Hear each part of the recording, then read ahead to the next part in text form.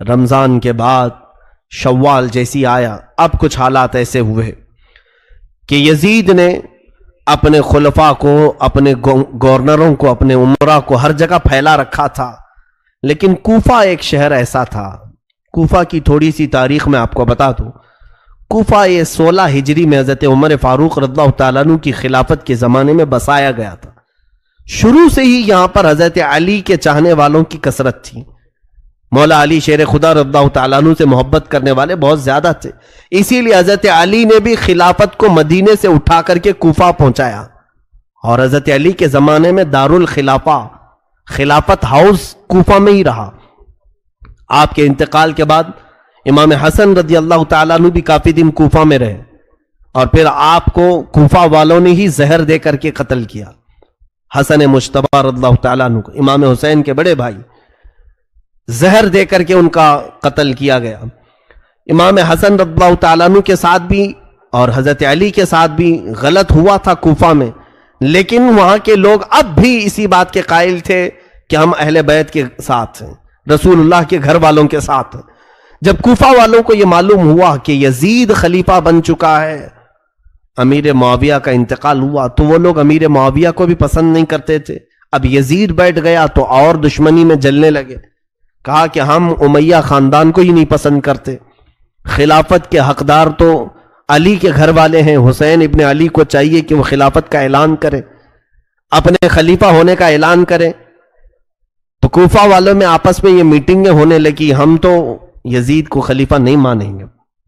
تو ان لوگوں کا کہنا اپنی جگہ پر صحیح تھا، یزید کو کیسے خلیفہ بانے۔ اس وقت نعمان بن بشیر وہاں کے گورنر تھے، صحابی رسول ہیں۔ نعمان بن بشیر یزید کے گورنر بن کر کے تھے، تو کوفہ والوں کا ایسا سلوک تھا کہ نعمان بن بشیر کے پیچھے بھی نماز نہیں پڑھتے تھے کہ یزید کا گورنر ہے، نہ عید پڑھنے کے لیے جاتے تھے۔ جب یہ حالات ایسے ہوئے اور کوفہ والوں کو یہ معلوم ہوا کہ امام حسین نے بھی یزید کی بیعت سے انکار کر دیا ہے اور مدینہ چھوڑ کر مکہ آ چکے ہیں، تو پھر کوفہ والوں کو ایک اور سہارا ملنا، یعنی ایک امید جاگ گئی، ان کو ایسا لگا ایک سہارا مل جائے گا، اور یہ سوچا کیوں نہ ہم امام حسین کو یہاں بلا لیں، کیونکہ ہم بھی یہ چاہتے ہیں کہ یزید خلیفہ نہ ہو۔ امام حسین آئیں گے تو ہم دل و جان سے ان کو خلیفہ بنائیں گے اور ان کے ہاتھ پر بیعت کریں گے۔ یہ معاملہ پیش آیا تو کوفہ والوں نے آپس میں میٹنگیں شروع کی، دن رات میٹنگ ہوتی تھی کہ حسین ابن علی کو کیسے بلایا جائے۔ بعد میں طے ہوا کہ ہم معزز لوگوں کے ذریعے سے خط بھیجتے ہیں مکہ اور امام حسین کو طلب کرتے ہیں۔ تو خط جو ہے آنے شروع ہوئے شوال میں، خط آنے شروع ہو گئے شوال میں۔ کوفہ والوں کے پہلے 3 خط آئے، اس میں لکھا گیا تھا کہ اے علی مرتضیٰ کے شہزادے فاطمہ کے لاڈلے حسین، ہم نے سنا ہے کہ آپ نے یزید کی بیعت کا انکار کیا ہے اور آپ مکہ آ چکے ہیں، لہٰذا ہم یہ چاہتے ہیں کہ آپ کوفہ آ جائیں۔ کوفہ آپ کے والد گرامی مولا علی شیر خدا کا دارالخلافہ تھا، آپ اسی خلافت کو آگے بڑھائیں، ہم سب آپ کے ساتھ ہیں۔ ان خطوں میں لکھا ہوا تھا، اور حضرت عبداللہ بن زبیر وہاں پر تھے، امام حسین کو انہوں نے کہا ان خطوں پر آپ بھروسہ مت کریں۔ اسی شام کو 300 خط اور آئے، کوفہ سے 300 خط آئے، مہر بند اور معزز لوگوں کے وہاں پر مہر تھی، دستخط تھے کوفہ والوں کے۔ جب امام حسین کے پاس خطوں کا سلسلہ جاری ہوا، 300 کے بعد روایتیں ہیں 1000 کی تعداد میں خط آنے شروع ہو گئے۔ پورے کوفہ والوں کی ایک ہی بات تھی کہ حسین ہمارے پاس آ جائے، امام حسین ہمارے پاس آ جائے۔ حضرت امام حسین کو بلانے کی اور ان کو دعوت دینے کی یہ مہم بہت زور پکڑ لی، طول پکڑ لی۔ اس کے بعد امام حسین نے اپنے گھر والوں سے مشورہ کیا، کیا ہم مکہ میں ہی پوری زندگی کاٹ دیں یا پھر کوفہ جائیں؟ کوفہ جا کر کے ہم دیکھتے ہیں۔ تو سارے لوگوں نے کہا کہ کوفہ نہ جائیں۔ وہ لوگوں نے حضرت علی کے ساتھ بھی اچھا معاملہ نہیں کیا، امام حسن کے ساتھ بھی اچھا معاملہ نہیں کیا۔ امام حسین پھر خاموش ہوئے۔ اب یہاں پر ذی القعدہ کا مہینہ شروع ہو چکا تھا، پھر خطوط اتنے آئے کہ کوفہ والوں نے ایسا خط لکھا، دیکھیں اب امام حسین کو جانا ضروری ہو گیا تھا۔ کیوں؟ انہوں نے لکھا تھا کہ اے حسین ابن علی، امام علی مقام، قیامت کے دن اگر اللہ تعالی ہم سے سوال کرے کہ تم نے یزید جیسے فاسق و فاجر کو امام کیوں بنایا، کیوں اس کے ہاتھ میں بیعت کی؟ تو آپ سن لے، ہم اللہ کی بارگاہ میں یہ کہیں گے، ہم نے تو تیرے رسول کے شہزادے کو بلایا تھا، انہوں نے اپنا ہاتھ ہمیں نہیں دیا، اس لیے ہم نے یزید کے ہاتھ میں ہاتھ دیا۔ یہ بلیک میل کرنے کا طریقہ ہے، اس طور پر ایموشنل کرنے کا طریقہ ہے۔ تو انہوں نے جب یہ کہا تو یہ حجت ہو گئی امام حسین پر۔ حضرت امام حسین نے کہا میرے اوپر اب جانا واجب ہو گیا ہے، کیونکہ ظاہر سی بات ہے کوفہ والے ایک ظالم و جابر کے خلاف کھڑے ہیں، تو جو سمجھتا ہے کہ ظالم کے ہاتھ میں ہاتھ نہیں دینا چاہیے، اسے چاہیے کہ وہ اپنا ہاتھ ان کے سامنے بڑھائے۔ ظاہر سی بات ہے اصول اور طریقہ یہی ہے کہ اگر کوئی گندے پانی کا گلاس لے کر پکڑا اور پی رہا ہے تو آپ کا فرض بنتا ہے آپ اس کو روکیں، آپ اس کو روکیں۔ لیکن روکنے کا طریقہ کیا ہے؟ آپ ایک اچھے پانی کا گلاس اس کو دیں اور وہ پانی پھینکنے کا حکم دیں، وہ پھینک دے گا اور آپ کے پاس کا اچھا پانی پی لے گا۔ اور اگر آپ اچھا پانی بھی نہیں دے رہے اور اس کو برائی سے روک بھی رہے ہیں، برے پانی سے، وہ پیاسا ہے پی لے گا۔ یہ اصول ہے، یہ دستور ہے۔ حسین اعظم رضی اللہ تعالیٰ عنہ جب یزید کی بیعت کا انکار کر چکے تھے تو ظاہر سی بات ہے اچھا خلیفہ بھی دینا آپ کی ذمہ داری ہو گئی تھی، اور اس کے سب سے زیادہ حقدار امام حسین تھے۔ حضرت حسین رضی اللہ تعالیٰ عنہ نے جب یہ کہا مجھ پر جانا واجب ہے تو بعض معزز صحابہ مکہ کے انہوں نے مشورہ کیا کہ پہلے آپ اپنے خاندان میں سے کسی بھروسے مند معتمد آدمی کو کوفہ بھیجیں، اگر وہ وہاں کے حالات لکھ کر آپ کے پاس بھیج دے آپ کوفہ چلے جائیں۔ تب میرے آقا امام علی مقام حسین اعظم رضی اللہ تعالیٰ عنہ نے اپنے خاندان میں حضرت امام مسلم بن عقیل، اپنے چچا کے بیٹے، حضرت علی کے بھائی تھے عقیل، سگے بھائی تھے، ان کے بیٹے امام مسلم، یعنی امام مسلم امام حسین کے چچیرے بھائی تھے، چچیرے بھائی۔ امام مسلم کو بلایا، کہا کہ میرے بھائی میں چاہتا ہوں کہ آپ کوفہ جائیں اور وہاں کے حالات دیکھ کر کے مجھے لکھ بھیجو، جیسے حالات ہوں گے میں سفر کروں گا۔ امام مسلم بن عقیل نے کہا ٹھیک ہے حضور، آپ کا حکم جیسا ہوگا میں چلتا ہوں۔ دوسرے دن وہ رخت سفر باندھ رہے تھے، ان کے دو ننھے سے شہزادے ساتھ میں تھے۔ تاریخ کی سچائیاں آج بھی خون کے آنسو رلا دیتی ہیں۔ محمد اور ابراہیم دو ننھے شہزادے باپ سے بہت زیادہ لگاؤ رکھتے تھے۔ امام مسلم ان کے دو بیٹے محمد اور ابراہیم، جن کی عمروں میں اختلاف ہے، بعض نے لکھا ہے 8 اور 9 سال کی عمر کے تھے، وہ باپ کو چھوڑ کر رہتے نہیں تھے۔ تو امام مسلم نے کہا امام علی مقام سے کہ یہ ماں کو میرے بغیر ستائیں گے، پریشان کریں گے، سفر میں انہیں اپنے ساتھ لیتا ہوں۔ اجازت دی گئی، دونوں شہزادوں کو لے کر نکل پڑے۔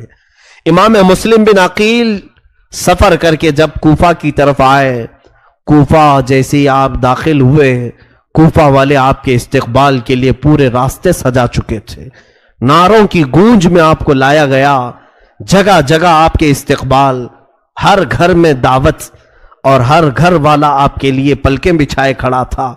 امام مسلم بن عقیل جب کوفہ میں داخل ہوئے، لوگوں کی اور یہ جوش عقیدت، یہ محبت دیکھا آپ نے، اور اس کے بعد سارے لوگوں کو بلا کر کے کہا میں حسین ابن علی کا وکیل بن کر کے آیا ہوں، لہٰذا تم امام حسین کی بیعت چاہتے ہو، میرے ہاتھ پر بیعت کر لو، میں حسین ابن علی کی بیعت تم سے لینے آیا ہوں، وکیل بن کر ان کی بیعت لینے آیا ہوں۔ تو اس وقت کوفی لوگوں میں سے 12,000 لوگوں نے آپ کے ہاتھ پر بیعت کی، 12,000 لوگ بیعت کیے۔ یہ محبان اہل بیت کہلائے۔ حضور صلی اللہ علیہ وسلم کے گھر والوں سے محبت کا انہوں نے ایک عملی نمونہ پیش کیا۔ حضرت امام مسلم بن عقیل نے دیکھا حالات بہت اچھے ہیں، حتیٰ کہ وہاں کے گورنر جو نعمان بن بشیر تھے، انہوں نے بھی حضرت امام مسلم بن عقیل کے ساتھ کوئی غلط معاملہ نہیں کیا، کوئی برا برتاؤ نہیں کیا، کیونکہ وہ صحابی رسول تھے۔ اگرچہ یزید نے ان کو گورنر بنایا تھا، لیکن انہیں معلوم تھا کہ رسول اللہ کے گھر والے ہیں۔ انہوں نے حضرت امام مسلم بن عقیل کو بلا کر کے کہا اے امام مسلم بن عقیل، یزید کو اگر یہ حالات کی خبر ہوگی تو وہ سختی کرے گا، وہ اپنی فوج کے ذریعے سے ظلم کر سکتا ہے، لہٰذا آپ مصلحت کا کوئی راستہ دیکھیں۔ تو اس دربار میں ایک شخص بیٹھا تھا جو یزید کا ہم نوا تھا، یزید کا خبری تھا، جاسوس تھا۔ اس نے نعمان بن بشیر کے خلاف یزید کو خط لکھا، کہا تمہارا گورنر نااہل ہے، یہاں حسین کی طرف سے وکیل بن کر کے مسلم بن عقیل آئے ہیں، پورے کوفہ کا ماحول تمہارے خلاف گرم ہو چکا ہے، سارے لوگوں نے حسین کی بیعت کر لی۔ یہ خط یزید کے ہاں پہنچا۔ ادھر امام مسلم بن عقیل نے حالات دیکھے، بہت اچھے تھے، گھر گھر میں اہل بیعت کے چرچے تھے۔ امام مسلم بن عقیل نے اسی دن خط لکھا مکہ اور روانہ کر دیا۔ خط لکھ کر کے ایک قاصد کو بھیجا، اے حسین ابن علی شہزادہ رسول، آپ تشریف لائیں، کوفہ کی سرزمین بالکل سازگار ہے، ماحول بہت اچھا ہے، آپ کے چاہنے والوں کی تعداد بہت زیادہ ہے، یہاں ہر گھر میں آپ کا عاشق ہے، آپ کا انتظار کر رہے ہیں۔ یہ خط لکھا اور مکہ کو روانہ کر دیا۔ دوسرے ہی دن ادھر یزید نے اپنی میٹنگ بلائی اور کہا کوفہ کا ماحول ہمارے خلاف ہو چکا ہے، کوفہ میں حسین کی بیعت چل رہی ہے، کوفہ میں مسلم بن عقیل آ کر کے حسین کا وکیل بن کر کے بیعت لے رہا ہے۔ اس خبر کے بعد اس نے پوچھا کہ کیا کرنا چاہیے۔ وہاں بیٹھے ہوئے لوگوں نے مشورہ دے کر کے کہا وہاں کے گورنر نعمان بن بشیر کو ہٹاؤ اور کسی سخت قسم کے گورنر کو نافذ کرو۔ تو لوگوں نے مشورتاً کئی نام پیش کیے، اس میں ایک نام آیا عبید اللہ بن زیاد کا، جس کو ابن زیاد کہہ رہے ہیں۔ یہ بصرہ کا گورنر تھا۔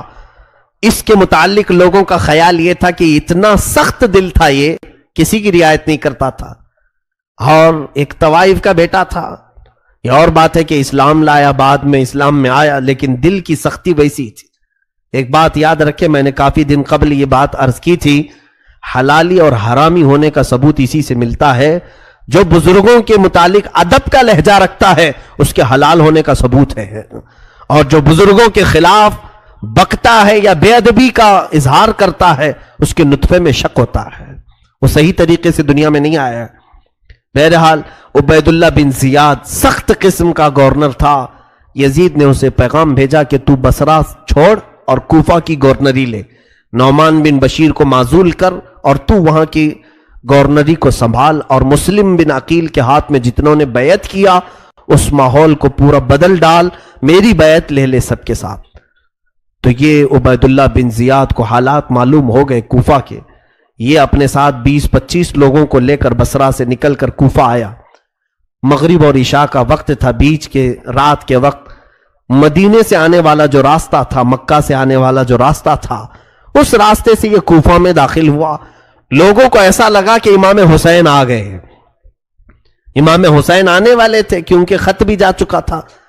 امام مسلم بن عقیل نے بلا بھی لیا تھا امام حسین کو، تو لوگوں کو لگا کہ امام حسین آ گئے، اور یہ حجازی لباس بھی پہن کر کے عبید اللہ بن زیاد مکار، دھوکہ دینے کے لیے، اس لیے کہ اگر یہ کھلے عام آتا تو اس کو پکڑ کے مارتے، لوگ داخل ہونے نہیں دیتے کوفہ میں۔ پورے کوفہ والے اس وقت امام حسین کی محبت میں تھے، تو یہ اس طرح جھوٹ کے راستے سے داخل ہوا اور سیدھے گورنر ہاؤس میں داخل ہوا۔ اندر جا کر کے لوگوں کی بھیڑ تھی، یہ چہرے پر نقاب ڈالے ہوئے چلا جا رہا تھا، اونٹ پر بیٹھا تھا، لوگ نعرے لگا رہے تھے امام حسین ابن علی کے، لیکن یہ مردود کسی کو جواب نہیں دیتا تھا۔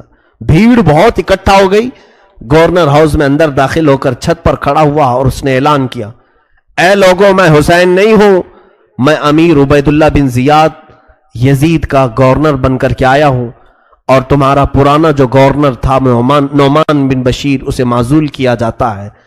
اتنا سننے کے بعد لوگ بپھر گئے، مایوس ہو گئے کہ اب گورنر بھی بدلا ہے، کچھ تو نیت خراب ہے، اور اس کی سختیاں لوگوں کو معلوم تھی۔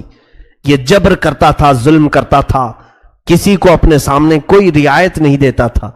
تو عبید اللہ بن زیاد نے سب سے پہلے کیا کیا، اس نے دیکھا کہ کوفہ میں جو کسی خاندان کا سردار تھا، قبیلے کا بڑا آدمی تھا، دوسرے دن سب کو بلایا اور بلا کر کے ایک بہت زوردار تقریر کیا، خبردار جتنے لوگوں نے مسلم بن عقیل کے ہاتھ میں بیعت کی سب توڑ دو، میں یزید کی طرف سے گورنر بن کر کے آیا ہوں، اور اگر تم نے ایسا نہیں کیا تو تمہارے ساتھ میری تلوار کا مقابلہ ہوگا۔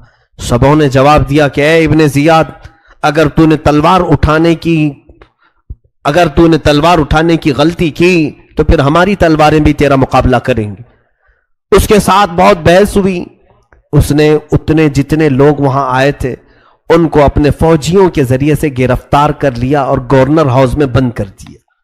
حضرت مسلم بن عقیل رضی اللہ تعالیٰ عنہ، مختار بن عبید ان کے گھر میں قیام پذیر تھے، اور ان کے بعد پھر حضرت ہانی بن عروہ ایک صحابی تھے، ان کے گھر میں آپ قیام کر رہے تھے۔ ہانی بن عروہ ایک بڑی عمر کے معزز خاندان سے تعلق رکھنے والے بنی مزعج قبیلے کے شخص تھے، سردار تھے۔ ہانی بن عروہ نے کسی کو نہیں بتایا کہ امام مسلم بن عقیل وہاں ہیں۔ امام مسلم کے ساتھ اب حالات کیا ہوئے دیکھیے۔ دوسرے دن امام مسلم بن عقیل نے پورے کوفہ والوں کو آواز دی، کہا کہ اے کوفہ والوں چلو اور گورنر ہاؤس کا گھیراؤ کرتے ہیں۔ اس وقت آپ کی آواز پر 30,000 لوگ جمع ہوئے، اور عبید اللہ بن زیاد گورنر ہاؤس میں ہے، پورا گورنر ہاؤس گھیراؤ کیا۔ امام مسلم بن عقیل اگر صرف ایک اعلان کرتے تو اینٹ سے اینٹ بجا دیتے، اسی دن اس کا خاتمہ ہوتا، لیکن یہ اہل بیت کا گھرانہ ہے، خون پسند نہیں کرتے، اور خاص طور پر مسلمانوں میں کیسے پسند کریں۔ امام مسلم بن عقیل نے سوچا کہ بات چیت سے معاملہ حل کروں۔ عبید اللہ بن زیاد کو پکارا اور کہا کہ اگر تو کوفہ والوں کے ساتھ سختی کرے گا تو ہم تیرے ساتھ سختی کریں گے۔ اس نے ماحول کو گرم دیکھ کر کے کیا کیا، جتنے وہ سرداروں کو نظر بند کر کے رکھا تھا ان کو گورنر ہاؤس میں پھر سے طلب کیا اور کہا جتنے تمہارے خاندان والے گھروں والے یہ آئے ہیں مسلم بن عقیل کے ساتھ، چھت پر چڑھ کر کے انہیں اعلان کر دو کہ سب مسلم کی سے الگ ہو جائیں، نہیں تو پھر تمہارے خاندانوں کو بھی میں تباہ کر دوں گا اور تمہاری گردنوں کو بھی صحیح نہیں چھوڑوں گا۔ ان پر یہ بات اثر کر گئی، وہ سب کھڑے ہوئے، ان کے خاندانوں والے بہت سارے تھے مسلم بن عقیل کے ساتھ، تو سبوں نے چھت پر کھڑے ہو کر کے کہا کہ اے لوگوں اگر ہماری جان کی امان چاہتے ہو تو چھوڑ کے ہٹ جاؤ، امام مسلم بن عقیل کے سے ہٹ جاؤ، یہ عبید اللہ بن زیاد اور یزید بہت سخت ہیں، تمہیں بھی مار ڈالیں گے ہمیں بھی مار ڈالیں گے۔ ان لوگوں کو جب چھت پر چڑھے ہوئے دیکھا تو سب کی نیتیں بدل گئیں، ارادے بدل گئے، سب منتشر ہو گئے، یہاں تک کہ روایت میں امام مسلم بن عقیل اس دن شام میں جب مغرب کی نماز اور عشاء کی نماز کوفہ کی جامع مسجد میں پڑھانے کے لیے تھے تو تقریباً 12,000 لوگ آپ کے پیچھے نماز پڑھ رہے تھے، 12,000 لوگ نماز پڑھ رہے تھے۔ پھر فجر میں جب آپ وہاں نماز کے لیے تھے تو سوائے آپ کے 2 چھوٹے بچوں کے کوئی نہیں تھا صف میں، پوری صفوں میں کوئی نہیں تھا۔ کوفہ والے اچانک تبدیل ہو گئے، اسی لیے آج تک کوفہ کا نام اتنا بدنام ہے کہ دھوکہ دینے والے کو کوفی کہا جاتا ہے، غدار آدمی کو کوفی کہا جاتا ہے۔ کوفہ والوں نے رسول اللہ کے گھر والوں کو اچانک چھوڑ دیا بیچ راستے میں۔ امام مسلم بن عقیل نے کہا ہائے محرومی اس حالت میں ان لوگوں نے لایا، وہ کہاں ہے وہ نعرے، وہ کہاں ہے وہ خطوط جو لکھے جا رہے تھے۔ امام مسلم بن عقیل نے حالات کا مشاہدہ کیا اور ہانی بن عروہ کے گھر میں نظر بند ہو گئے۔ اب عبید اللہ بن زیاد نے تلاش جاری کروا دی کہ ڈھونڈ کر کے لاؤ کہ مسلم بن عقیل ہے کہاں، کسی کو نہیں مل رہے تھے۔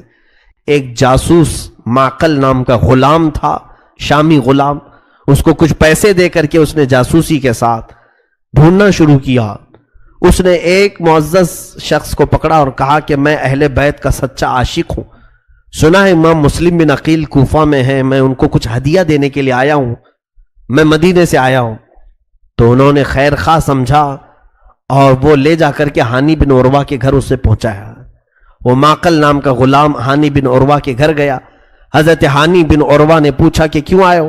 وہ روتے دھوتے کہنے لگا سنا امام مسلم بن عقیل بڑی تکلیفوں میں آ گئے، میں اہل بیت کا بڑا عاشق ہوں، میں ان کو کچھ نذرانے دینے آیا ہوں، کچھ سونے کے سکے اشرفیاں لے کر کے آیا تھا۔ ہانی بن عروہ نے اس کو بھی محب اہل بیت سمجھ کر اندر لے گئے، خاص کمرے میں امام مسلم بن عقیل سے ملاقات کروائی۔ علم نہیں ہوگا کون بتائے گا، لیکن جب وہاں پہنچے سلام کیا تو اس نے جواب نہیں دیا۔ ہانی بن عروہ کو سیدھے اس نے چلانا شروع کیا جبکہ وہ صحابی تھے۔ ہانی بن عروہ کیا تجھے معلوم نہیں کہ تو امیر المومنین کے خلاف بغاوت چھیڑ رکھا ہے، تو اپنے گھر میں ایک باغی شخص کو پناہ دے رکھا ہے اور وہاں پر میٹنگیں کرتا ہے، لوگوں کو اکٹھا کرتا ہے، ہمارے خلاف لڑنے کے لیے طاقت جمع کر رہا ہے۔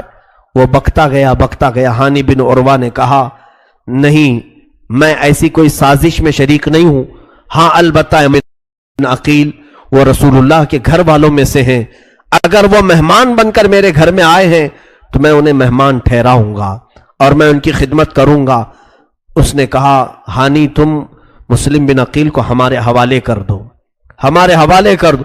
ہانی بن عروہ نے کہا میری پوری زندگی ختم ہو جائے مگر میں اپنے ہاتھوں سے امام مسلم کو تیرے حوالے نہیں کروں گا، تیرے حوالے نہیں کروں گا۔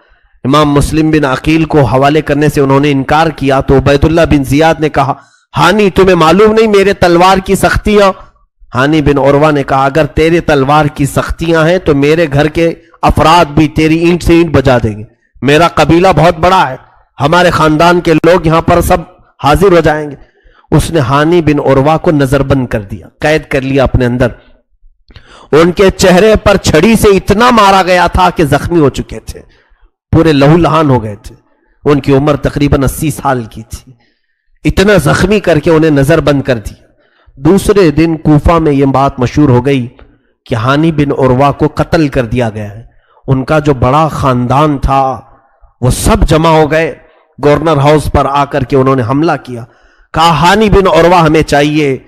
عبید اللہ بن زیاد نے پھر مکاری کی، قاضی شریح جو اس وقت کے مشہور قاضی تھے ان کو بلایا اور کہا کہ ان لوگوں کو گواہی دو۔ قاضی کی گواہی سارے لوگ مانتے تھے، قاضی کہہ دے چاند ہے تو چاند ہے، قاضی کہے عید ہے تو عید ہے۔ کہا کہ تم سب کو کہہ دو کہ ہانی بن عروہ زندہ ہیں اور قتل نہیں ہوا ہے، ان لوگوں کو منتشر کر دو۔ قاضی شریح حضرت ہانی بن عروہ کو دیکھنے کے لیے آئے، ان کی حالت بہت گمبھیر تھی۔ وہ آ کر کے باہر قاضی شریح نے اعلان کیا، ان کے دل میں نہیں تھا لیکن عبید اللہ بن زیاد کی سختیاں ایسی تھی کہ ان کے خاندان والوں سے کہا کہ ہانی بن عروہ محفوظ ہیں، قتل نہیں ہوئے۔ قاضی کی گواہی سن کر کے سب منتشر ہو گئے، چلے گئے۔ کسی مصلحت کی بنا پر عبید اللہ بن زیاد نے ان کو گورنر ہاؤس میں رکھا ہے، یہ دھوکہ دیا گیا۔ اب ہوا یہ، امام مسلم بن عقیل کو جب خبر ہوئی کہ ہانی بن عروہ کو اس نے گرفتار کیا ہے اور حالات بہت خراب ہوتے جا رہے ہیں، دوسرے ہی دن اس نے اپنے مکر کو ایسا کیا کہ وہ قبیلہ بنی مزعج کے لوگ سب منتشر ہوئے تو تقریباً کوفہ کے بڑے خاندانوں کے بڑے 12 لوگوں کی گردنیں کاٹ کر ان کے گھروں کے پاس پھینک دیا۔ پورا کوفہ سہم گیا، ڈر گیا، بڑے بڑے لوگوں کی گردنیں پڑی ہوئی ہیں نالیوں میں، گٹروں میں۔ خوف کا ماحول قائم کیا، یہ ڈر کا ماحول قائم کیا، سب گھروں میں دبک گئے، گھروں کے دروازے بند تھے، مارکیٹ بند تھی، چکے تھے، بند کر دیتے کہیں یہ ہمارے گھر میں آئے تو آفت نہ آ جائے، ابن زیاد کی سختیاں ہمارے ساتھ نہ آ جائے۔ میرے عزیزو، دنیا اتنی تیزی سے بدلتی ہے، بولا نہیں جا سکتا۔ مطلب کے لوگ ہوتے ہیں، منہ پر تعریف کرنے والوں پر کبھی یقین نہ کرنا کہ یہ تمہاری موت تک ساتھ رہنے والے۔